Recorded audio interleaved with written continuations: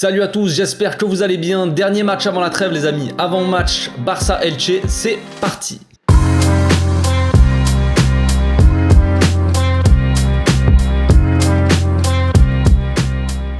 Au passage, n'hésitez pas à vous abonner, liker et commenter, c'est le meilleur moyen de me soutenir et ça fera plaisir à tonton.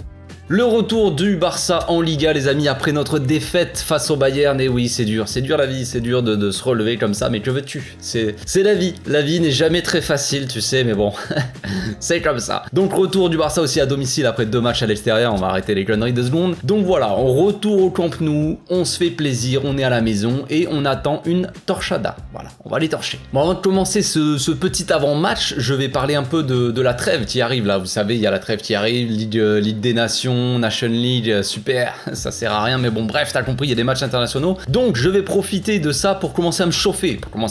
Vous savez, dans quelques mois, il y a la Coupe du Monde, Copa del Mundo, qui arrive, et forcément je vais évidemment faire des vidéos, un match de vidéos sur la Coupe du Monde, sur les débriefs de matchs, de certains matchs, je vais faire pas mal de matchs, je pense, évidemment l'Espagne, la France sûrement, l'Argentine, tout ça, et j'aimerais savoir ce qui vous plairait dans les débriefs de match, quel est votre pays que vous soutenez, parce que je sais qu'il n'y a pas que des Français qui regardent ma chaîne, donc voilà. Et pareil pour la Ligue des Nations, là pendant la trêve, je vais essayer de faire quelques matchs, je vais essayer de pas faire uniquement la France et l'Espagne, enfin la France déjà je l'ai jamais fait, vous le savez, j'avais déjà fait cet été là, je crois qu'il y a eu 4 matchs, j'avais fait des 3 ou 4 matchs de débrief de l'Espagne. C'était plutôt sympa, ça changeait d'habitude, donc voilà, je vais essayer de retenter l'expérience, pourquoi pas, ça peut être sympa, voilà, comme je vous l'ai dit, c'est une sorte de petite préparation, un petit échauffement avant la Coupe du Monde. Donc voilà, là, pendant la trêve, je vais essayer de faire des matchs, comme je l'ai dit, je me répète, mais dites-moi dans les commentaires si vous voulez que je fasse un certain pays ou quoi. Je pourrais pas tous les faire, évidemment, hein, on va pas s'enflammer, mais je vais essayer d'en faire un maximum, et voilà, si ça tombe les mêmes jours de match, tout ça, ça va être compliqué, si les 2 matchs sont en même temps, s'il y a 3-4 matchs en même temps, frère, je pourrais pas tous les faire, 2 matchs en même temps déjà ça sera déjà pas mal je pense, mais voilà on va essayer d'en faire un maximum pendant cette petite trêve, donc voilà, ça peut changer, ça peut être cool. En parlant de trêve de sélection, vous l'avez sûrement vu, il y a eu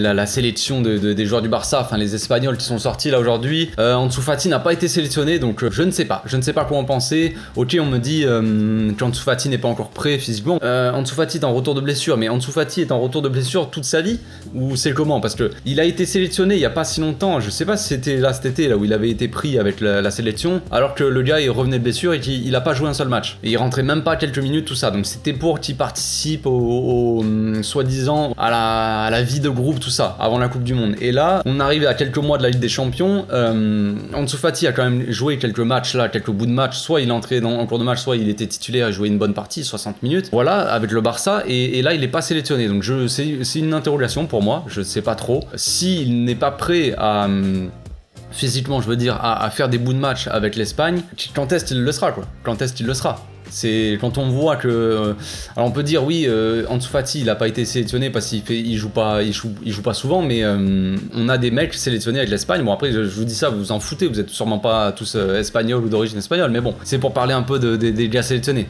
vite fait. Asensio qui ne joue jamais a été sélectionné, Jordi Alba a été sélectionné les amis, il a perdu sa place derrière Baldé quoi. Baldé est devant Jordi Alba, et Jordi Alba a été appelé pourtant. Marcos Alonso n'a pas été appelé non plus, donc voilà, il y a des petites incompréhensions comme ça, je ne sais pas. Bon enfin bref, il y a quand même Pedri, Gavi, Busquets ont été appelés, Eric Garcia et évidemment Ferran Torres qui a été appelé aussi, mais voilà, donc pas Ansu Fati, écoutez, on verra bien. Bref, pour ceux qui me suivent un peu, vous avez dû le voir hier, j'ai fait un live sur Instagram je suis allé à la présentation, là, la prolongation de Gavi, là c'était sympa, ils avaient fait un petit événement au Camp Nou, donc j'étais là-bas, j'avais fait un petit live Instagram, donc pour ceux qui me suivent pas, franchement de temps en temps je fais des trucs comme ça, donc n'hésitez pas à aller sur mon Instagram les gars, ou même sur Twitch, hein, des fois je fais des lives, donc voilà, les liens ils sont dans la description de la vidéo frère, fais-toi plaisir tout simplement, fais-toi plaisir. Bon, que peut-on attendre de ce match, mis à part une grosse fessée évidemment, hein, on vient de perdre à nouveau contre le Bayern,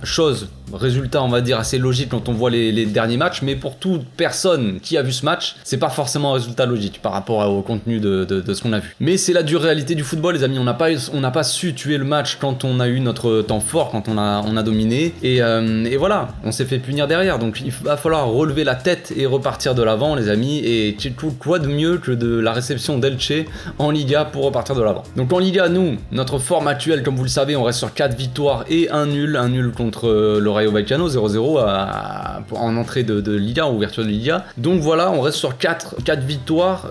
Combien de buts? Je crois qu'on a mis 15 buts et sur nos 4 derniers matchs, hein, donc, et on en a pris seulement 1. Uno contre la Real Sociedad à l'extérieur. Donc on est plutôt en bonne forme, on va dire, en bonne et due forme, j'ai envie de dire même. Mais voilà, on a aussi une grosse victoire contre le Viktoria Pilsen en Ligue des Champions. Voilà, juste là, cette petite défaite contre le Bayern, c'est la première de la saison. Elle vient un peu entacher notre forme, mais en soi, l'équipe est quand même en forme. Il y a des clean sheets, la défense est solide, le gardien est de retour à une certaine forme aussi, même si voilà, contre le Bayern, il y a eu des petites erreurs de la part de Ter Stegen, tout ça. Mais bon, bref, c'est comme ça, c'est la vida. Mais bon, bref, passons. En Liga, ça se passe plutôt bien pour nous en soi, donc il n'y a pas de raison que ça ne continue pas comme ça. Bon, contre Cadiz, avant le match contre le Bayern, Xavi avait décidé de faire tourner. Vous l'avez vu, ça s'est pas si bien passé que ça, on va dire, même si au final le résultat fait que voilà, est assez positif. On sort avec 4-0, mais l'entame de match avait été compliquée et les joueurs qui avaient été sur le terrain et que Xavi avait décidé de mettre et qui jouaient pas souvent n'avaient pas spécialement répondu présent. Évidemment, on pense principalement devant à Memphis et à Ferran Torres qui avait sorti un match quand même assez compliqué, on va dire. Après, heureusement, ça s'est bien fini. Voilà, le match s'est mal terminé, on va dire, hein, avec toute l'affaire avec les supporters, tout ça, mais le résultat a été plutôt positif. On sort avec 4 buts, voilà, c'est le principal, on va dire. Côté Elche, eux, c'est pas forcément la joie, hein. Ils sortent avec 3 défaites d'affilée contre Bilbao, Villarreal et la Sociedad. Donc pas des matchs très faciles non plus de leur côté à négocier, hein, mais bon, c'est comme ça. Là, ils vont se taper maintenant le Barça, donc ils se tapent Bilbao, Villarreal, Sociedad, Barça. C'est quand même assez compliqué au niveau des matchs pour eux, mais bon, c'est la vie, c'est comme ça. Depuis le début de la Liga, quand même, Elche, c'est 4 défaites et 1 nul. Donc le nul, c'était contre Almeria, si je me trompe pas, 1-1, je crois. Donc voilà, c'est quand même pas fou. C'est quand même pas fou. Et en termes de stats, ils ont mis 2 buts et ils en ont pris 13. Donc disons que voilà, côté forme, c'est pas la folie pour eux. Quand on regarde un peu leur effectif aussi, on a des joueurs qu'on connaît bien. Il y a Collado qui est venu chez eux, donc il y a aussi un ancien de la Masia, là, Gumbao, donc un ancien de la Masia qui a pas forcément, je sais même pas s'il a joué en équipe première déjà, mais je me rappelle de son nom. Et aussi un autre que je suivais de temps en temps, qui joue à l'OM, hein, je sais pas si vous connaissez, Paul Lirola. Voilà, en latéral droit. Bon, après voilà, c'est pas fou, mais voilà, moi j'ai hâte de voir ce que ça va donner pour Collado face à nous.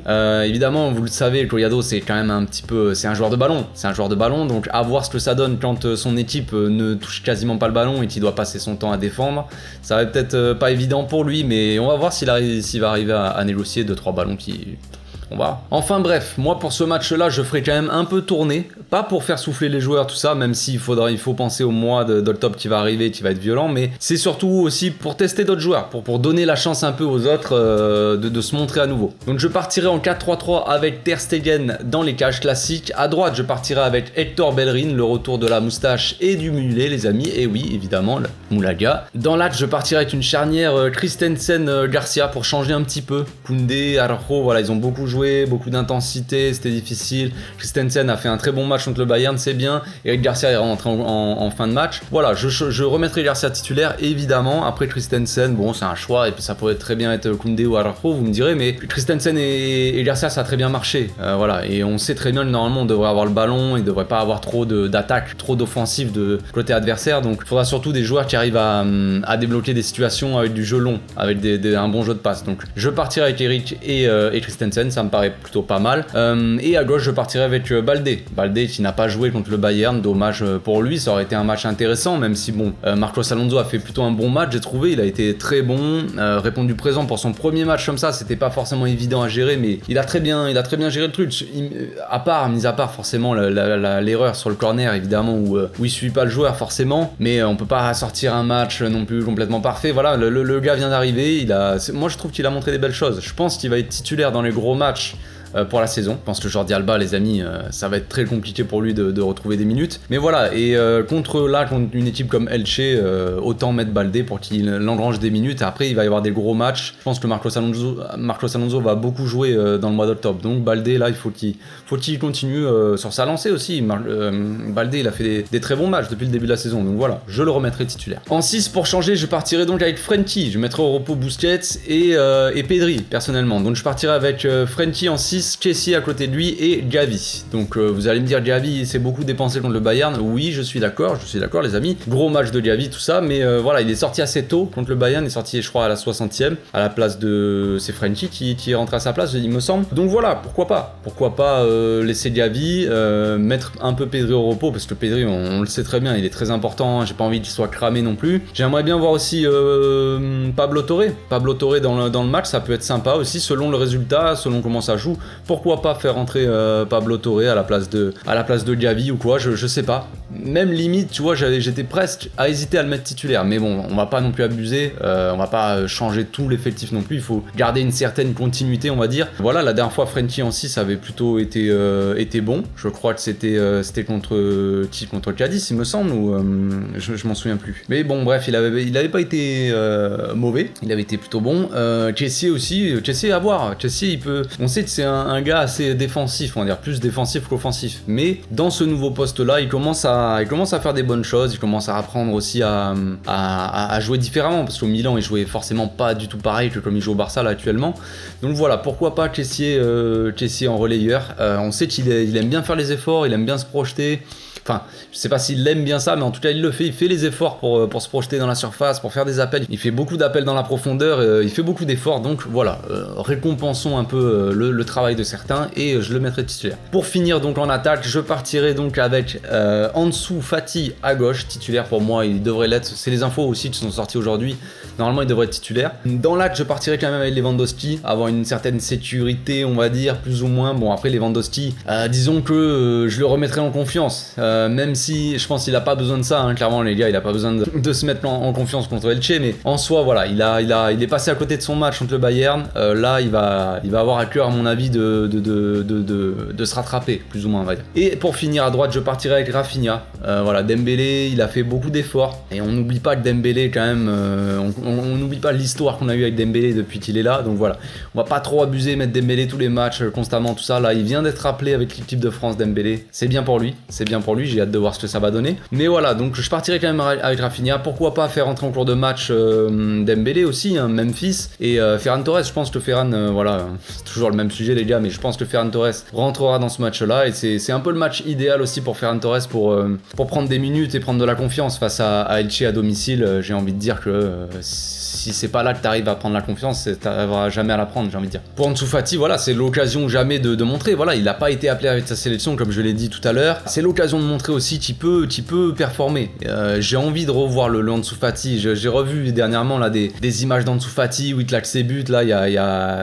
Quand il a commencé avec le Barça, ses premiers buts en Liga là contre Valence et tout, ça claquait sévère. Et même la saison dernière, quand il revient, il commence à claquer et tout. Franchement, j'ai envie de revoir Ansu Fati là en puissance. Donc, faut vraiment qu'il monte en puissance, qu'il gagne du rythme. J'ai envie de revoir le Ansu Fati percutant, le Ansu Fati qui rentre dans l'axe, qui claque des buts, qui est chirurgical, tout ça. J'ai envie de voir ça. Et avec Lewandowski, on le sait, il y a une relation particulière entre Ansu et Lewandowski. En dehors des terrains, tout ça, il l'a pris sous son aile, le Robert. Donc c'est bien. Et sur le terrain, j'ai envie qu'il y ait cette relation aussi qui se construise. Parce qu'on le sait, à gauche, c'est aussi un peu... c'est pas que c'est notre point faible en soi, pas du tout même, je pense. Dembélé fait du bon travail à gauche, mais on sent que Dembélé, il est meilleur à droite, Rafinha est clairement meilleur à droite, et on sent qu'à gauche, ça manque de quelque chose, tu vois. Et le Ansu Fati, si seulement... Putain, mais si seulement le gars s'était pas blessé et qu'il était au top, on aurait Ansu Fati monstrueux à gauche. Voilà, donc j'ai envie que le gars revienne, j'ai hâte, et il va falloir commencer à prendre des minutes de plus en plus et prendre du rythme. C'est maintenant ou jamais mon gamin. Voilà, c'est tout pour aujourd'hui, j'espère que la vidéo vous a plu, on espère une très belle victoire demain les amis, donc on se retrouve demain sur Twitch pour l'avant-match, je serai en live donc sur Twitch, genre 1 heure avant le match, un truc comme ça, on parlera, la compo va sortir, on parlera un peu du match, tout ça, et on se retrouve donc pour le débrief à chaud juste après le match les amis, d'ici là, portez-vous bien, passez une très bonne journée, ciao.